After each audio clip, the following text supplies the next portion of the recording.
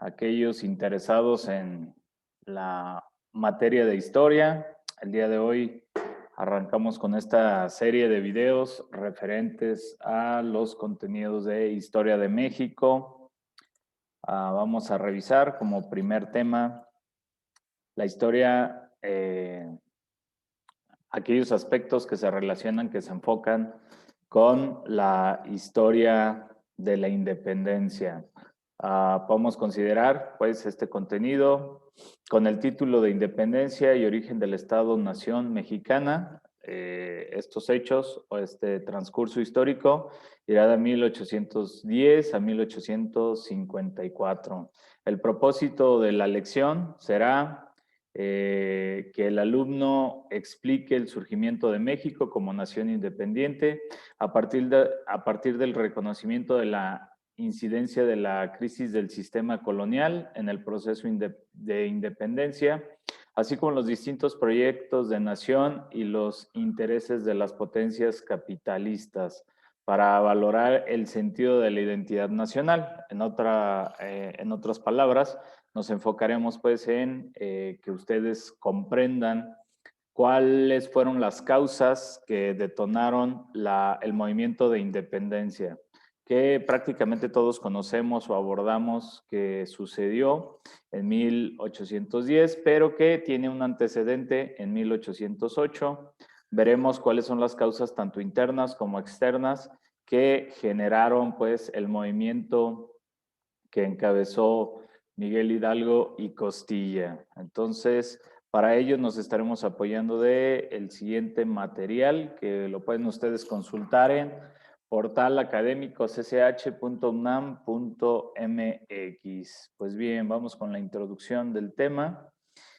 Este material pues nos ayudará a conocer el movimiento que dio patria y libertad. De igual manera estaremos revisando, estaremos comentando algunos aspectos referentes a otras interpretaciones que aquellas canónicas. Entonces, vamos con el primer contenido. La Revolución de Independencia de México fue producto de un largo y complejo proceso histórico, cuyos antecedentes inmediatos los ubicamos en la segunda mitad del siglo XVIII. Recordemos que el siglo XVIII, dentro de la historia universal, es uno de los grandes momentos, puesto que sienta las bases de lo que se conoce como el mundo moderno. Habría que situarnos históricamente. Nosotros vivimos en el siglo o en la época contemporánea, que abarcará mediados del siglo XX y lo que va del siglo XXI. Entonces estamos hablando de aproximadamente 3 siglos de historia, tanto del mundo como de lo local. Habría que hacer el énfasis que no podemos desligar la historia local o la historia de México con los acontecimientos de la historia universal, que obviamente pues también sería una historia local, ¿no? Si revisamos el siglo XVIII veremos acontecimientos importantes como lo son la Ilustración, el movimiento de los ilustrados, la enciclopedia, la independencia de las 13 colonias, la revolución industrial, la Revolución Francesa, que de alguna manera todos en un afán de relación, pues se implican o hay ciertos elementos, pues, que se relacionan unos con otros. Bien, los acontecimientos o factores externos como la Ilustración o la Revolución Francesa tuvieron un papel destacado en este proceso histórico. Sin embargo, fueron las condiciones internas de desigualdad, de explotación y miseria en la mayoría de la población las que detonaron una guerra violenta y prolongada. La lucha armada se alargó durante 10 años, de 1810 a 1821, en los cuales podemos distinguir 4 fases o etapas. La primera fase es considerada como aquella que se da en 1810 que fue el inicio de la lucha armada por la independencia de México. Bien, entonces vamos a revisar cuáles son aquellos antecedentes, tanto internos como externos, que posibilitaron este hecho tan trascendente para la comprensión del México actual. La independencia de México no fue un hecho aislado, fue producto de una serie de factores, tanto internos, acontecimientos que se desarrollan en la Nueva España. Habría que recordar que México no surge sino hasta después de la independencia. Previamente a ello, conoceremos este territorio como Nueva España. Nueva España surgió a partir de, o podemos considerar, a partir de la caída de la Ciudad de México Tenochtitlan en 1821 y este gobierno, esta forma política se va a conservar durante 300 años, va a finalizar en 1821. Lo sucedió en otras regiones o lugares, pero que tiene repercusión en Nueva España. Entonces consideraremos los factores externos y los factores internos. Como factores internos podemos considerar las reformas borbónicas, el criollismo, la explotación y la miseria del pueblo.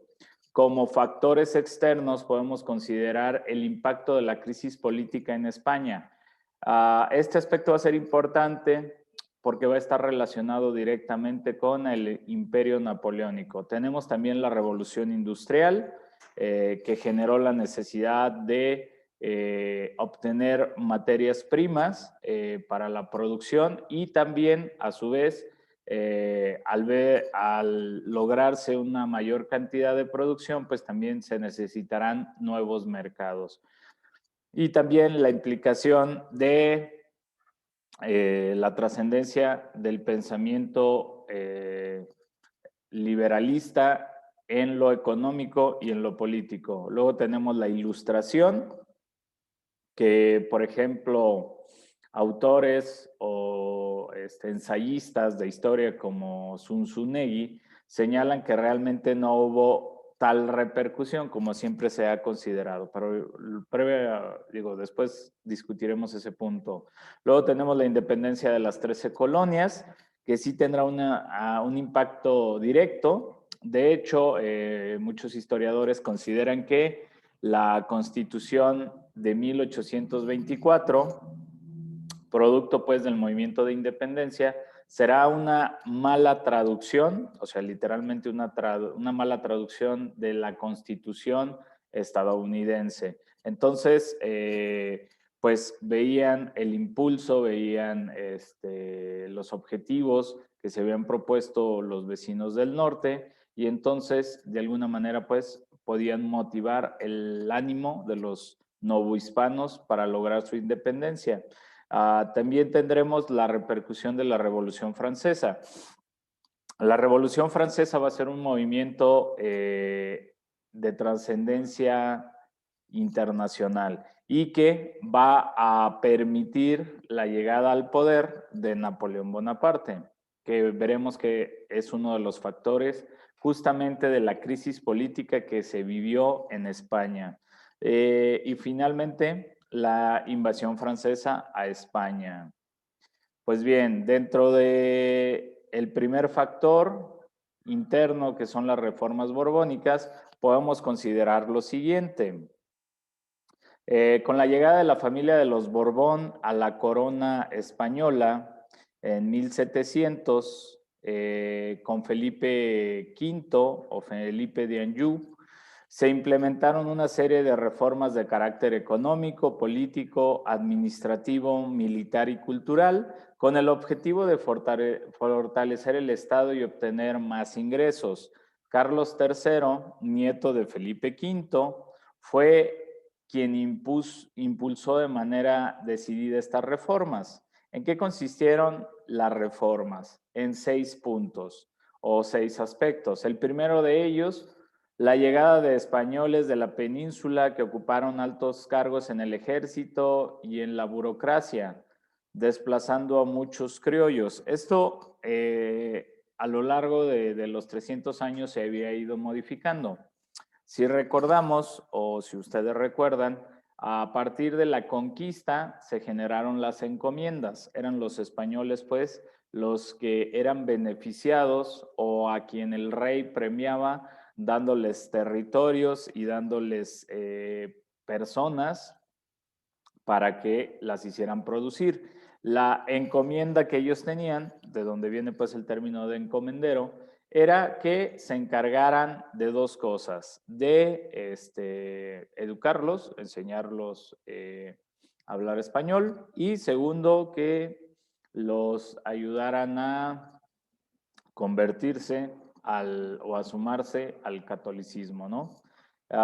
Entonces, conforme fueron pasando los años, muchos ya de los españoles avecindados acá comenzaron a tener herederos o comenzaron sus hijos a nacer en estas tierras y se les denominaba criollos, aunque sus padres fueran españoles, pero por el solo hecho de nacer en las tierras americanas, no tenían los mismos derechos que si tenían los españoles. Y aquí vemos un poco, o veremos un poco pues de la relación que hay con las ideas ilustradas, que tienen que ver con la igualdad, que tienen que ver con la soberanía popular, ¿no? Y la creación del concepto de ciudadano, el paso del siervo a ser ciudadano y las características y beneficios que tendría este paso y el hecho obviamente pues de los derechos que se adquieren al ser o pertenecer a un determinado territorio, que se habían ido desplazando con las reformas borbónicas, porque ellas pretendían que los individuos españoles fueran quien gobernaran y de esa manera afianzar más los tentáculos o el poderío del Reino de España. El segundo aspecto será la disminución del poder del virrey frente a los intendentes. Los intendentes eran aquellos encargados de los territorios, lo que vendría a ser en la actualidad como los gobernadores.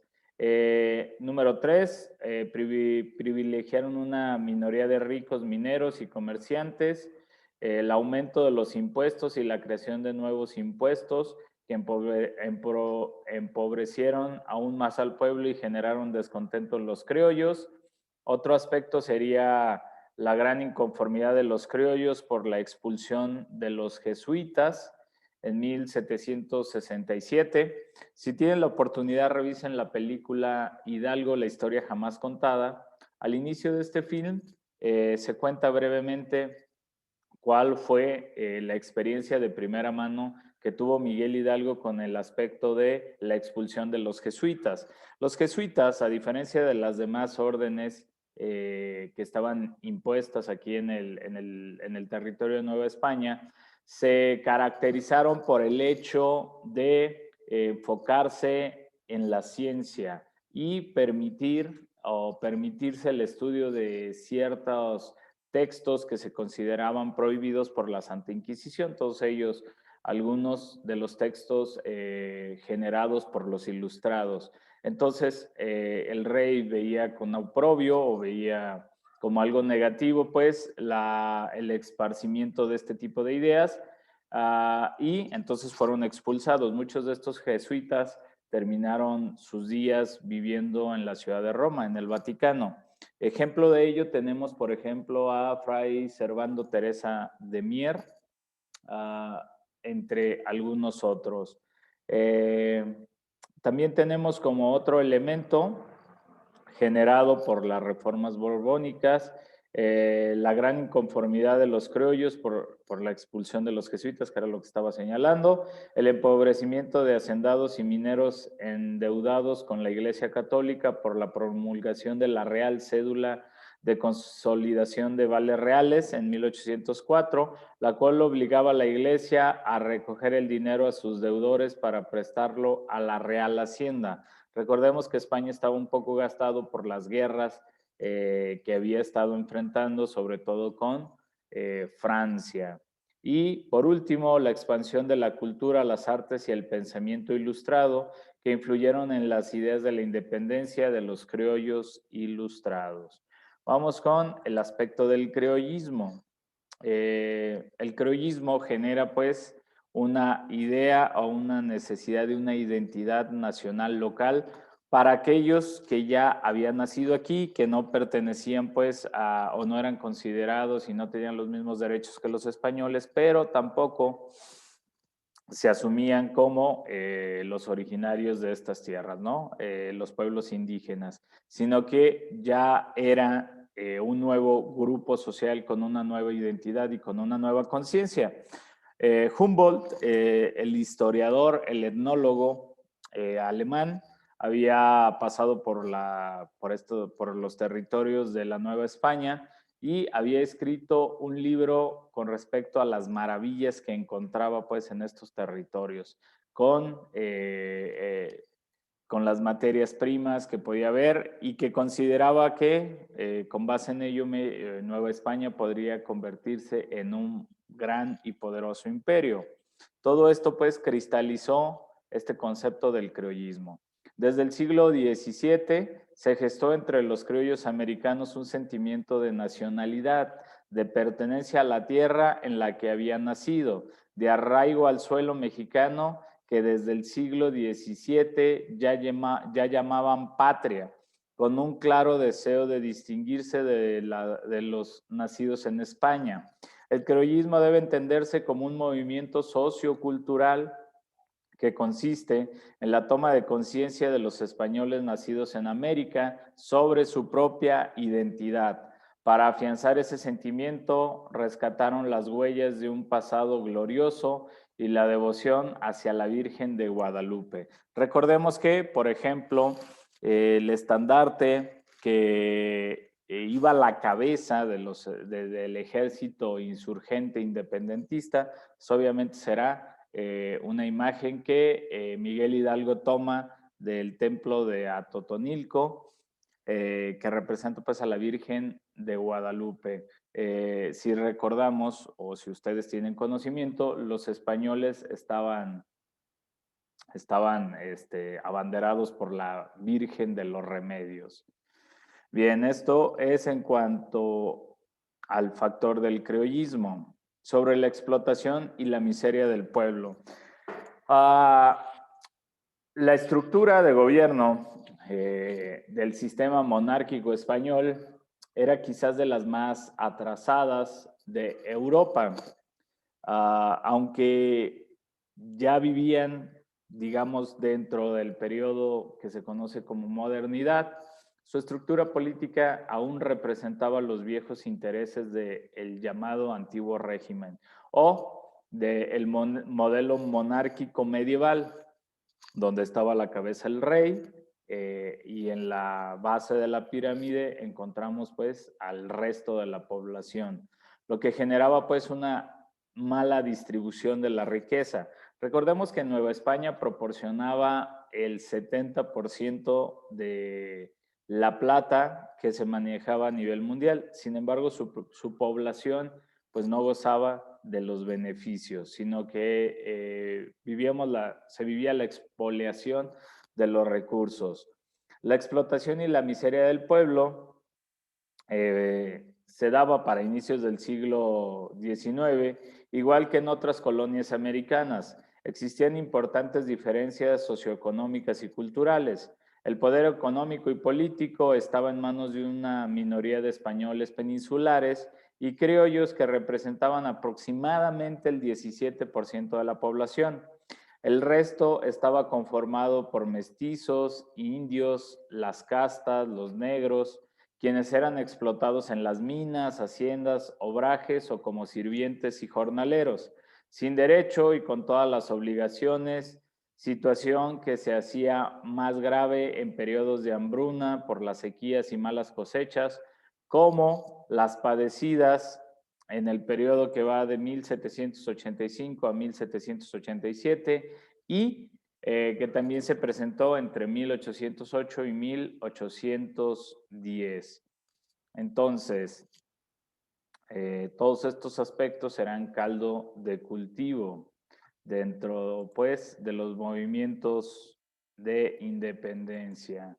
El impacto de la crisis de política de España, que se vivió a partir de 1808.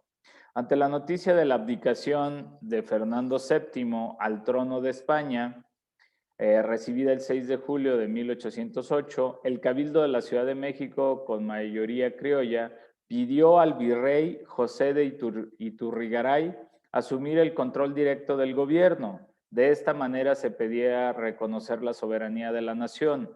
Un grupo de españoles encabezados por Gabriel de Yermo impidieron estas acciones y contribuyeron y destituyeron del cargo a Iturrigaray, encarcelando a los principales instigadores, entre ellos José Primo de Verdad, Juan Francisco Azcarate, Melchor de Talamante y Jacobo de Villaurrutia, entre otros. Bien, vamos con el aspecto de uno de los factores externos, que será la revolución industrial. Considera una revolución tecnológica científica que se inició en Inglaterra a mediados del siglo XVIII con el invento de la máquina de vapor y nuevas máquinas para hilar algodón y telares mecánicos, aumentando sustancialmente la producción. Pronto, los países europeos compitieron para producir mercancías y por encontrar mercados para vender sus productos. Con la revolución industrial, los países más desarrollados pasaron a una etapa en la cual la industria desempeñaba el papel más importante para su crecimiento y expansión. Vamos con el aspecto de la Ilustración, que fue un movimiento intelectual que se fundaba en la razón del hombre. Podemos considerar a la Ilustración según la expresión que Immanuel Kant utilizó para conceptualizar lo que fue la Ilustración, con la frase latina sapere aude, que significa atrévete a hacer uso de la razón. O sea, el hombre por fin había llegado a la mayoría de edad y podía entender los fenómenos naturales y sociales a la luz de la razón. Se desarrolló principalmente en Inglaterra y Francia. Cuestionó el derecho divino de los reyes, señalando que todos los hombres son iguales a la luz de la razón y por tanto tienen los mismos derechos. Los principales representantes de la Ilustración fueron el inglés John Locke y los franceses Voltaire, Montesquieu y Jean-Jacques Rousseau. Tanto la revolución industrial, que se dio principalmente en el campo económico, pero que transformaría la estructura social, económica y política, como la Ilustración, que se dio en el terreno cultural, de las ideas, de la ciencia, cuestionaron la autoridad y fortaleza de la monarquía, contribuyendo a la consolidación de un nuevo grupo social, que sería la burguesía, como grupo dominante. Otro de los hechos o de los factores que se pueden considerar externos y que influyeron de alguna manera en el movimiento o en los movimientos de independencia fue la separación de las 13 colonias de la corona inglesa. Fue el primer movimiento de independencia en América para librarse de Gran Bretaña, considerada la potencia económica más importante. El movimiento estuvo inspirado en las ideas de la Ilustración. Los colonos norteamericanos lucharon por la defensa de los derechos naturales del hombre y la democracia, proponiendo una nueva forma de organización política que se conoció como la República. Las causas de la Guerra de Independencia fueron las continuas restricciones que impuso el gobierno inglés al comercio de los colonos, como las leyes de navegación, de la lana, de la melaza y del timbre, aumentando los impuestos a los colonos. En 1773, el gobierno aumentó el precio de las mercancías inglesas, como el papel, el té, el vidrio y los tintes. Los colonos respondieron tirando al mar un cargamento de té e instalando en 1774 el primer Congreso Continental con la presencia de cada una de las colonias. El Congreso asumió la organización política de las colonias. El segundo Congreso Continental, que se llevó a cabo al año siguiente, en 1775, con George Washington como comandante en jefe, solicitó al rey eliminar los impuestos y las restricciones comerciales. La respuesta del gobierno fue el bloqueo marítimo a las colonias, iniciando la guerra en 1776. El Congreso aprobó la Declaración de Independencia el 4 de julio de 1776, aunque la guerra continuó 6 años más. El 14 de enero de 1784 se firmó el tratado conocido como la Paz de París y con ello pues llegó a su fin la independencia de las 13 colonias. Tenemos como otra causa externa la Revolución Francesa, que es considerada la revolución más radical e importante por la ejecución del rey Luis XVI y la Declaración de los Derechos del Hombre y del Ciudadano, documento que proclamó que los hombres nacen y permanecen libres e iguales en derechos y consagró como derechos naturales e imprescindibles la libertad, la propiedad, la seguridad y la restricción a la opresión. Frente a la grave crisis económica y los gastos exorbitantes de la monarquía absolutista de Luis XVI, era necesaria la revolución de los estados generales, conformada por los representantes del clero, la nobleza y el tercer estado o estado llamado burguesía y pueblo en general. Ya reunidos, los diferentes intereses provocaron desorden y confusión. Frente a la imposibilidad de la unidad, el tercer estado impuso el principio de la soberanía de la nación, simbolizada con la toma de la Bastilla, dando inicio a la revolución que duraría o que aconteció de 1789 hasta 1799 y que puso fin al absolutismo en Francia. Por último, tenemos la invasión francesa a España. La Revolución Francesa provocó gran inestabilidad en las monarquías europeas. Como respuesta, España, Austria e Inglaterra se unieron para combatir al ejército francés. En 1799, Napoleón Bonaparte, mediante un golpe de Estado, llegó al poder en Francia, manteniéndose por 15 años, durante los cuales se expandió su poderío por casi toda Europa. El rey de España, Carlos IV, estableció una alianza con Bonaparte, cediendo a Francia su colonia de Santo Domingo. Ante esta alianza, Inglaterra declaró la guerra a España, venciendo a su flotilla de buques de guerra llamada la Armada Invencible. A pesar del sentimiento de la monarquía española a las exigencias económicas de Napoleón, el ejército francés invadió España en 1808. Napoleón impuso la abdicación de Carlos IV y de su hijo Fernando VII como monarcas españoles, otorgándole la corona española a su hermano José Bonaparte, generando un espacio de poder en las colonias americanas. Bien, y con esto pues terminaríamos esta primera parte sobre las causas tanto internas como externas que generaron la independencia de Nueva España. Quedaría como tarea o como actividad el hecho de realizar un mapa mental en el cual se expongan o se resuman cada una de estas 9 causas que generaron la independencia.